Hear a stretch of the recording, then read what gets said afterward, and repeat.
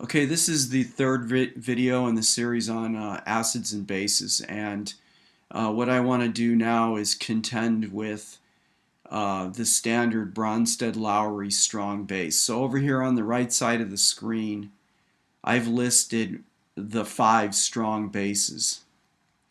Now, in the previous two videos, I talked about the definition of acid strength, that there are strong acids and weak acids, and that in the case of strong acids, these are acids that ionize to 100%, and the weak acids fail to ionize to 100%, and generally they ionize to just a very small extent. The basic definitions are the same for the bases. So these 5 bases that I'm showing on the right side of the screen, these are the classic strong bases that normally show up in general chemistry classes, high school chemistry classes, and advanced placement classes. Remember that the definition of a base is a proton acceptor in a proton transfer reaction. With the strong bases, this reaction is going to look a little bit different. So let's just start in. And for the model compound, we're going to use sodium hydroxide. So we have sodium hydroxide. Usually the strong bases come as solids. They're going to be white solids that come in a bottle. Your strong acids come as liquids. So maybe what I'll do here is I'll just say, all right, we have this sodium hydroxide solid, and we're going to dissolve it in water. All right, so we're going to make a solution, and the predominant products are going to be sodium ion that has no game to play in this transition, and hydroxide ion directly. That's going to also be aqueous. Now, the fact is that the strong bases produce the hydroxide ion directly, and in order to see the interplay, because notice here I'm saying that a base is a proton acceptor in a proton transfer reaction, in order to see that, we actually need to show the reaction between the hydroxide and the molecule water. So I'm going to redraw this molecule. All right, so the hydroxide ion, after it's been dissolved into water from the sodium hydroxide, and that's going to be in a reaction with the H2O. All right, and the product here is going to be hydroxide and a water molecule. So let's show this a little differently. So I'm going to write the hydroxide ion in red. All right, don't forget it's got a total of 3 unshared pairs of electrons on the oxygen. And then over here what I'll do is we'll draw the water molecule in black, so we can see this transition easier. So in this particular reaction, right, where it's an ionization where we're dissolving the sodium hydroxide into water, the hydroxide is operating as the base. So let me go ahead and label this. So the hydroxide is acting as the base. The water, therefore, is acting as an acid in this case. Remember that back in the acid example, the water in that case was acting as a base. So I need to point out something early on in this and about the water molecule. It can act as an acid or base, all right, depending on context. Depending on the context of it. All right, and this type of molecule is called amphoteric. So any molecule is going to be amphoteric that can operate as both an acid and a base, depending on what the context of the situation is in. So here what I did was just extend this idea to this. So the hydroxide is the base. The water molecule in this case is acting as the acid. The proton transfer happens like this. A pair of electrons on the hydroxide is going to take this hydrogen, and we're going to end up with a new molecule of water, which is going to look like this. And I'll highlight this in black to make the point.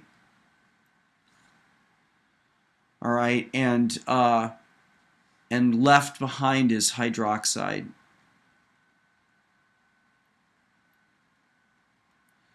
So the interplay between the acid and the base when you dissolve a strong base in water is not as obvious to the viewer, as when we take strong acid and we dissolve it into water. But the interplay, what's going on in basic principles is the same.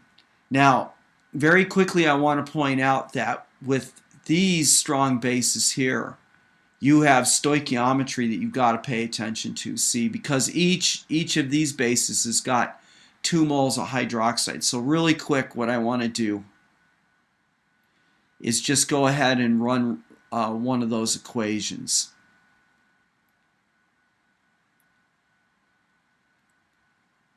So you take one of those bases and dissolve them in water.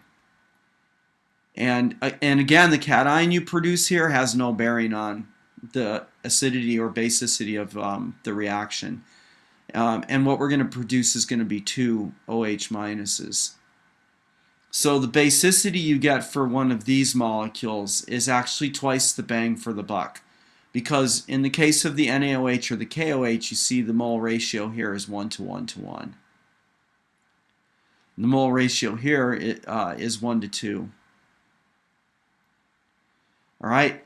Now, before we close, what I would like to do quickly is introduce the concept of a weak base. And the classic weak base in chemistry is ammonia. All right, so this is a weak base. And when it reacts with water, which in this case we're calling the acid. So again, you see for the base reactions, this is consistent. The water is the acid in this case up here with the strong bases. And in the case where you add a weak base to water, the water is also acting as the acidic molecule. So it's providing the proton, it's donating the proton. The ammonia is accepting the proton, and in the course of the reaction we produce a new molecule that's actually called ammonium.